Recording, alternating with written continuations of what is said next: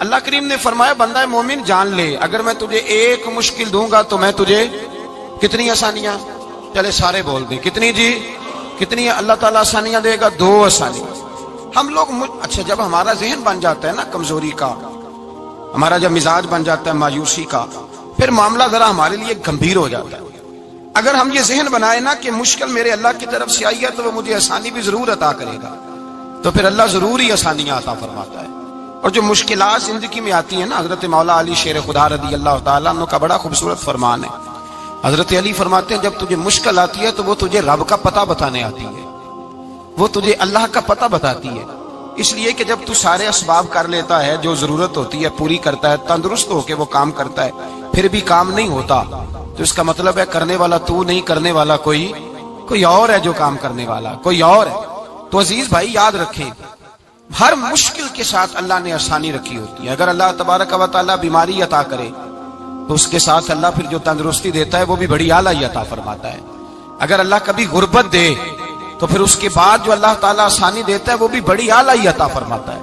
اگر کہیں سے آپ کو دکھ ملتے ہیں تو پھر جب سکھوں کا وقت آتا ہے تو پھر گنے نہیں جاتے۔ یاد رکھیں مشکلات کے پہلو میں آسانیاں ہوتی ہیں، اور جس آدمی کو مشکل آتی نہیں، میرے نبی کریم سید عالم صلی اللہ علیہ وسلم نے فرمایا مومن کو جو مشکل بھی آتی ہے اللہ اس کی برکت سے اس کے گناہوں کو معاف فرما دیتا ہے، اللہ اس کی برکت سے اس کے گناہوں کو معاف کرتا ہے، یہاں تک کہ حضور نے فرمایا میرے مومن کو کانٹا بھی چبھے تو اللہ تعالیٰ اس کی مشکل کو آسان فرما دیتا ہے۔ 2 بزرگ بیٹھے تھے، ایک حضرت احمد رحمت اللہ علیہ اور ایک حضرت شرف الدین منیری رحمت اللہ علیہ۔ تو حضرت شرف الدین منیری کہنے لگے کہ دوست اصل میں وہ ہوتا ہے جو دوست کی طرف سے آنے والی تکلیف پر صبر کرے، جو اللہ کی طرف سے آنے والی تکلیف پہ صبر کرے وہ اللہ کا محبوب ہوتا ہے۔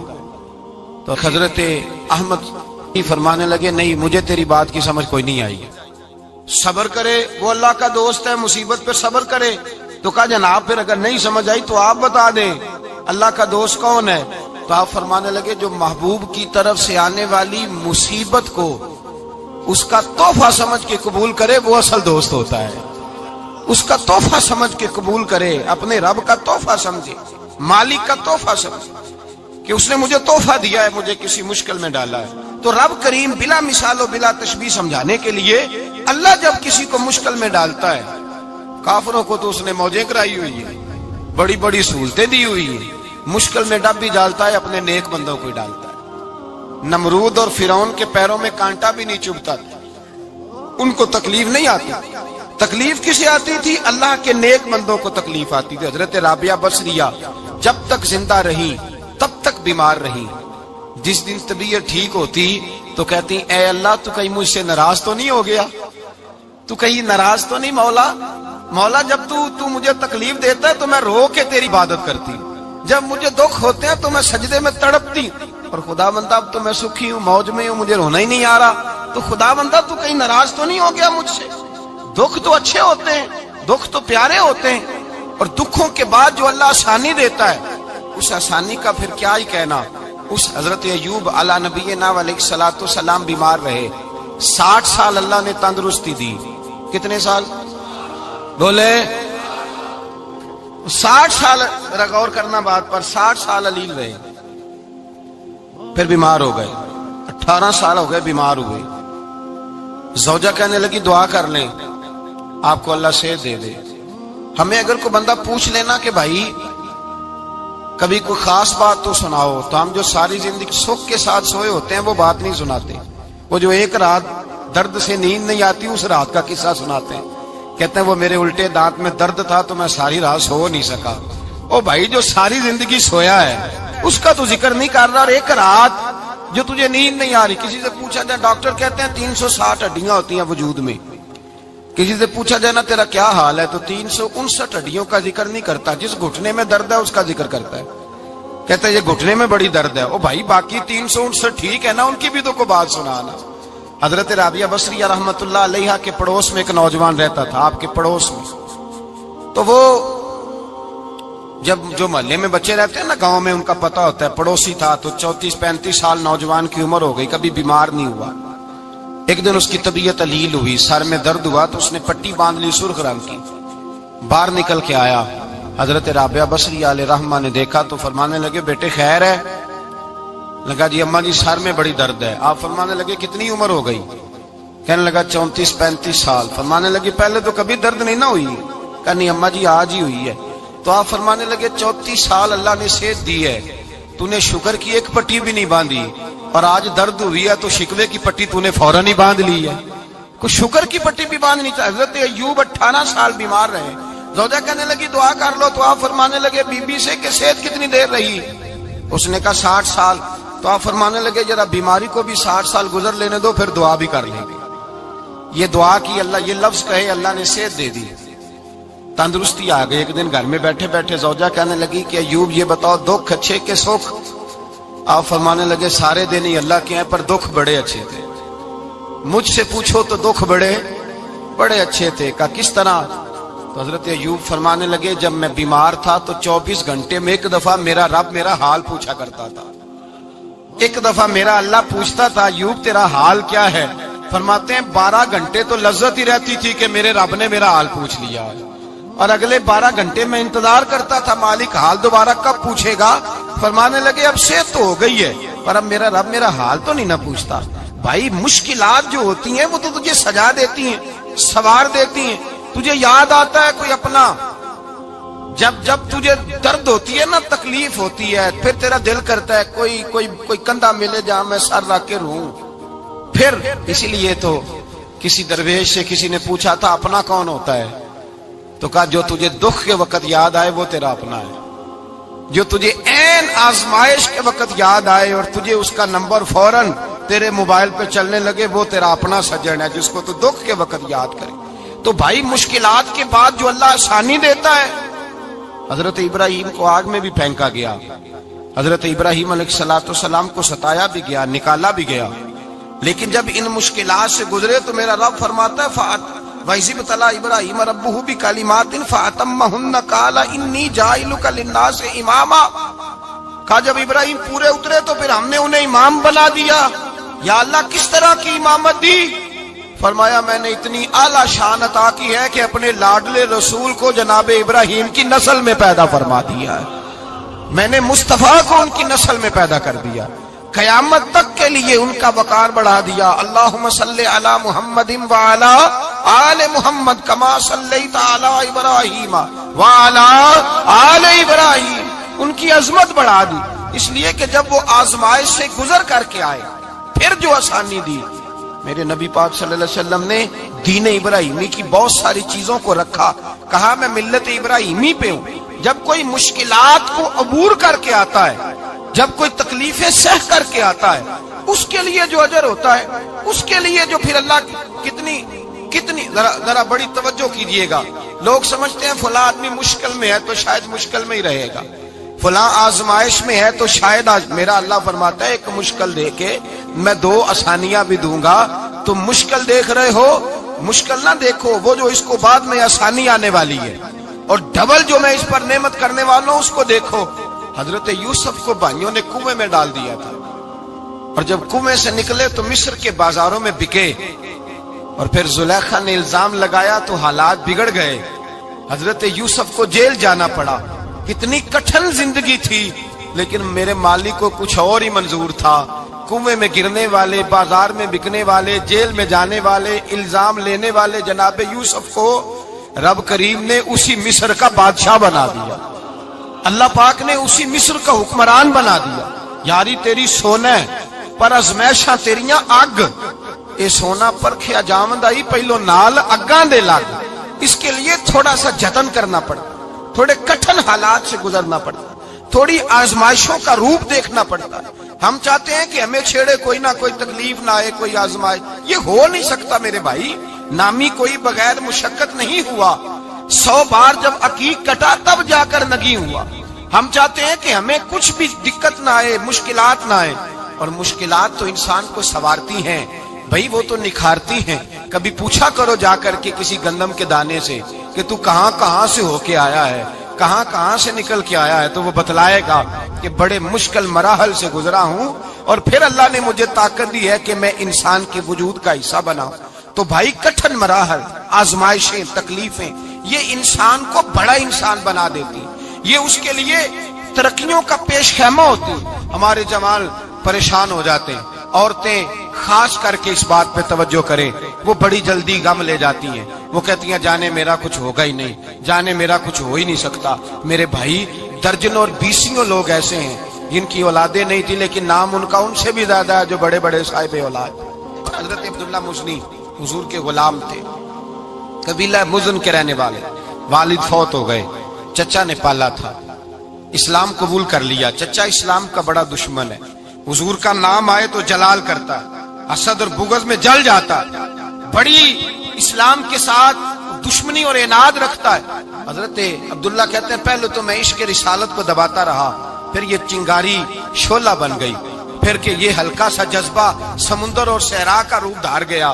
فرماتے ہیں ماں تھی اور میں تھا، میں گیا جا کے چچا سے کہا میں نہیں رہ سکتا۔ کہاں جائے گا؟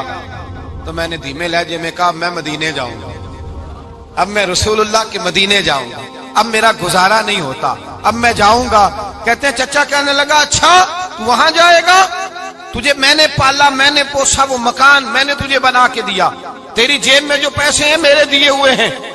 کہتے ہیں میں نے کہا چچا میں سارا کچھ سوچ کے آیا ہوں، مکان بھی تو رکھ لے، پیسے بھی رکھ لے۔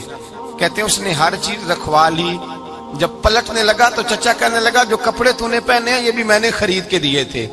حضرت عبداللہ فرماتے ہیں میں نے وہ کپڑے بھی اتار کے دیے، برہنہ حالت میں میں ماں کے پاس گیا اور میں نے کہا اماں میں پہلے بھی تو ننگا پیدا ہوا تھا، تو نے ہی کپڑے پہنائے تھے، میرا پھر بدن ننگا ہو گیا ہے، کپڑے دے دے۔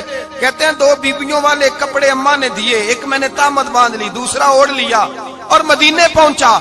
کہتے ہیں جب میں ٹھنڈی رات مدینے پہنچا تو کالے رنگ کے حبشی غلام حضرت بلال دودھ کا پیالہ لیے کھڑے تھے، ہاتھ میں کھجوریں تھی، کمبل تھا، کہنے لگے آجا آجا، مصطفیٰ نے فرمایا تھا قبیلہ مزن سے میرا غلام آ رہا ہے، میں ساری رات سے تیرا انتظار کر رہا ہوں۔ حضرت جناب سیدنا عبداللہ رضی اللہ تعالیٰ عنہ فرماتے ہیں میری مشکل آسان ہوئی، فرماتے ہیں مجھے مدینے میں اعزاز مل گیا، مجھے عزت مل گئی، ہر آدمی میری قدر کرنے لگا۔ گویا بزرگ کہتے ہیں کہ حضرت عبداللہ دعا کرنے لگے کہ اے اللہ تو نے مجھے بڑی شان دی ہے مصطفیٰ کی گود میں، اگر اسی رحمت کے چھاؤں میں پردہ کر جاؤں تو میری بات بن جائے گی۔ حضرت عبداللہ کا وصال بھی رسول اللہ کی گود میں ہی ہو گیا، گود میں نہ کوئی رشتہ دار، نہ کوئی تعلق دار، نہ کوئی ہمسایا اپنا، نہ کوئی چچا، نہ کوئی ماموں، شہر میں تنہا اسی کسے دے کچھ نہیں جے لگ دے تے نہ کوئی ساڈا دردی، تنہائی۔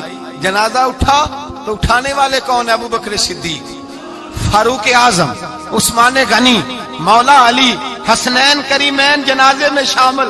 میرے رسول پاک صلی اللہ علیہ وسلم نے جنازہ پڑھایا، دیکھو مشکل کاٹی تھی تو آسانی کا رنگ دیکھو، آسانی کا انداز دیکھو۔ حضرت سیدنا ابو دردہ رضی اللہ تعالیٰ عنہ ارشاد فرماتے ہیں مدینے میں رواج تھا کہ جب قبر میں اتارنے لگتے تھے تو قریبی رشتہ دار اتارا کرتے تھے، پر عبداللہ کا تو رشتہ دار ہی کوئی نہیں تھا مدینے میں، کون اتارے؟ فرمایا جب قبر میں اترنے لگے تو حضرت ابو بکر صدیق اور حضرت عمر فاروق اتر گئے کہ ہم قبر میں اتارتے ہیں۔ رسول اللہ نے فرمایا تم باہر نکلو، تم کیوں قبر میں گئے ہو، باہر آؤ۔ کہتے ہیں ہم باہر آئے تو اللہ کے رسول اندر گئے، فرمایا کون کہتا ہے اس کا کوئی نہیں، میں جو موجود ہوں، کون کہتا ہے کوئی نہیں؟ فرمایا رکھو میرے ہاتھوں پہ۔ کہتے ہیں حضور کے دست مبارک پہ رکھا اور باہر کھڑے ہم رشک کرنے لگے کہ واہ اللہ تیرا آسانی دینے کا رنگ، آسانی۔ اس نے مشکل برداشت کی تو رب نے مصطفیٰ کے قدموں میں آسانیاں عطا فرمائی، پسے اور حضور نے قبر میں رکھا، نبی پاک نے۔ میرے دادا مرشد کہتے ہیں عشق سرکار کی ایک شمع جلا لو دل میں، بعد مرنے کے قبر میں بھی اجالا ہوگا۔ اور میرے اعلیٰ حضرت فرماتے ہیں لحد میں عشق رخ شاہ کا داغ لے کے چلے، لحد میں عشق رخ شاہ کا داغ لے کے چلے، اندھیری رات سنی تھی چراغ لے کے چلے۔ اور بیدم شاہ بارسی تو حد کر گئے، کہنے لگے پسے مردن، بعد مرنے کے پسے مردن فرشتوں نے جو تلاشی لی تو کیا نکلا؟ فقط ایک دل کے گوشے سے خیال مصطفیٰ نکلا، فقط ایک دل کے گوشے سے خیال۔ اور کامل پیرو نہ دے باہو قبر جنا دی جیوے۔ میرے بھائی نبی پاک صلی اللہ علیہ وسلم کے ساتھ وفا کی تنگی دیکھ کر دقت ساتھ دیا. مکہ مخالفت کرتا تو جناب فاطمہ حضور کا خیال رکھتی. فاطمہ بنت اسد بڑا پیار کیا, بڑی محبت کی مولا علی کی والدہ نے, ہر دکھ ہر تکلیف کاٹی, لیکن رسول کائنات صلی اللہ تعالی علیہ وسلم کا ساتھ نہ چھوڑا. اور یہاں تک روایات میں ملتا ہے کہ جناب فاطمہ الزہرا جب بیعہ کے ان کے گھر گئی تو باہر سے سودا لا کے دیتی. حضرت فاطمہ سے بڑا پیار کرتی, بڑی محبت, مشکلات میں ساتھ دیا. جب وصال ہوا تو فرماتے کوہرام مچ گیا مدینے میں. لوگ منتیں کرتے تھے کہ حضور کا ایک بال مل جائے تو قبر میں بخشش کا سامان ہو جائے گا.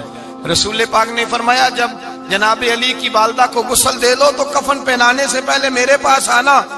کہتے ہیں جب غسل دے لیا تو عرض کی حضور غسل ہو رہا ہے, کفن کا کیا کرنا ہے؟ حضور اندر گئے, قمیض بدلی اور جو کرتا پہنا ہوا تھا اتار کے دیا. فرمایا وہ علی کی ماں نہیں میری ماں ہے, اس نے میرے لیے بڑی تکلیفیں سہی ہیں, بڑی مشکل دیکھی ہے.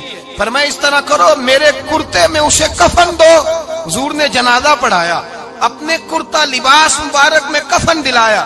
پھر جب وہ دفن ہوئی تو حضور قبر پہ کھڑے ہوئے, کھڑے ہو کے فرمایا اے اللہ اپنے سارے نبیوں کے وسیلے سے اور میرے وسیلے سے میری اماں کی بخشش فرما دے.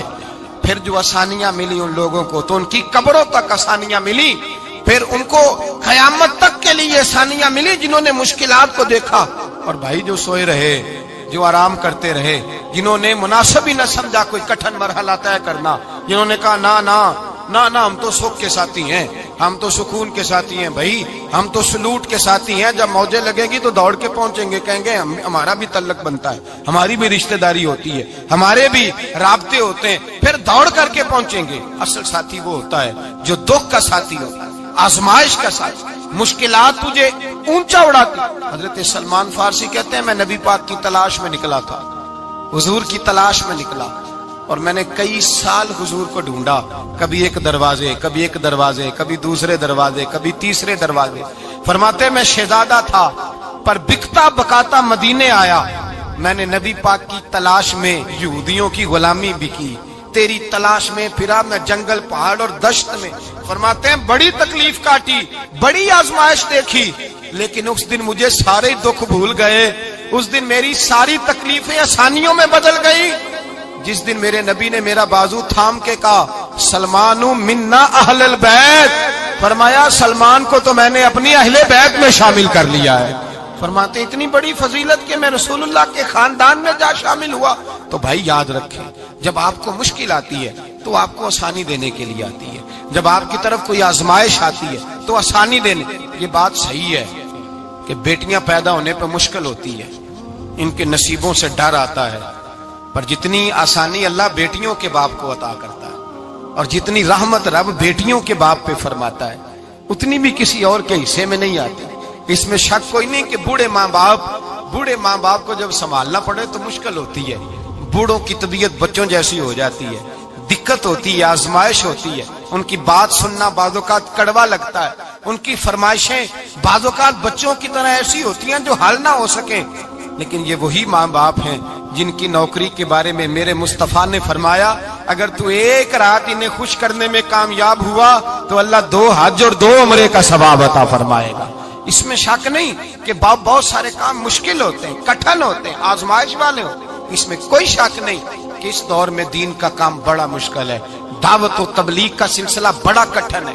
اس دور کے اندر حق بات بیان کرنا بڑا ہی مسئلہ ہے. اس دور کے اندر لوگوں کو کھری بات پہنچانا اور بتانا یہ اپنے ہاتھ میں آگ کا انگارہ پکڑنے کے مترادف ہے.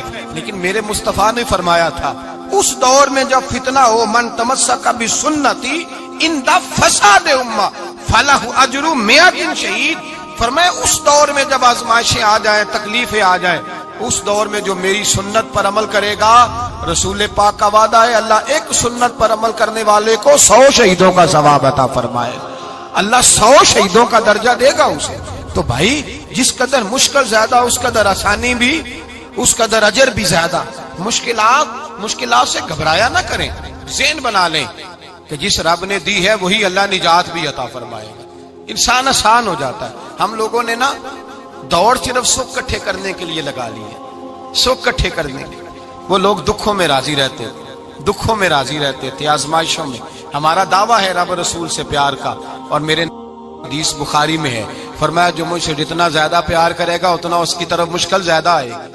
हजरत अबू बकर शिबली रहमतुल्लाह अलैह से कुछ लोग मिलने आए, कहने लगे साहब हमें आप बड़े अच्छे लगते हैं, बड़े प्यारे लगते हैं, आपकी जियारत करने आए, दिल करता है 2 घड़ियां पैर दबा दें, दस्त मुबारक चूम जाएं, दस्त बोसी हो जाए, दिल करता है। आपने फरमाया वाकई मुझसे प्यार है? कहा हुजूर बड़ा प्यार है। फरमाया सोच लो का साहब बड़ा प्यार, फिर सोच लो का बड़ा प्यार है। हजरत अबू बकर शिबली दीवाने से आदमी थे, पत्थर उठाए रोड़े और जोर जोर से उन लोगों को मारने शुरू कर दिए, दौड़ गए। कहने लगे बाबा तो पागल हो गया है। जब दौड़े तो हजरत अबू बकर शिबली फरमाने लगे बस तुम तो कहते थे हमें प्यार बड़ा है। कहा हुजूर क्या मतलब? आप फरमाने लगे अगर तुम्हें मुझसे प्यार होता तो मेरे रोड़े खा के मेरे दरवाजे पे मर जाते, कभी मेरा साथ छोड़ के ना जाते। तुम्हें प्यार नहीं, तुम शौक के सज्जन हो, तुम चूरी खाने वाले मियाँ मिठू हो, तुम तो इसलिए आए हो कि यहाँ बरकतें मिलेंगी, मौजें मिलेंगी, तुम्हें प्यार नहीं। हमें खुदा रसूल से प्यार भी है, जरा सी आजमाइश आए रोने बैठ जाते हैं। गरीब भी रो रहा है, बीमार भी रो रहा है, तंग दस्त भी रो रहा है, और जो आदमी किसी मुश्किल में गिरफ्तार है वो भी कहता हो जितना मैं उलझ गया हूँ है ही कोई नहीं। उठे बेदार हो, अपने आप को तवाना करें, अपने अंदर जौलानियां पैदा करें। याद रखें जितनी मुश्किल सख्त होगी उतनी आसानी भी अल्लाह ज्यादा ही अता फरमाएगा। अल्लाह ताला ज्यादा और वादा किया अल्लाह पाक ने, फइन्ना मअल उसरी युसरा, इन्ना मअल उसरी युसरा। फरमाया अगर मैं तुम्हें एक मुश्किल दूंगा तो मैं तुम्हें 2 आसानियां अता फरमाऊंगा। अल्लाह ताला डबल आसानी देता है अगर किसी पर मुश्किल डालता है। अपने आप को कमजोर ना करें, ज़हन बनाए दुख सहने का, मिजाज बनाए तकलीफ बर्दाश्त करने की, फिर ये मुश्किल नहीं होगा, फिर आसानी से बंदा गुजर जाएगा।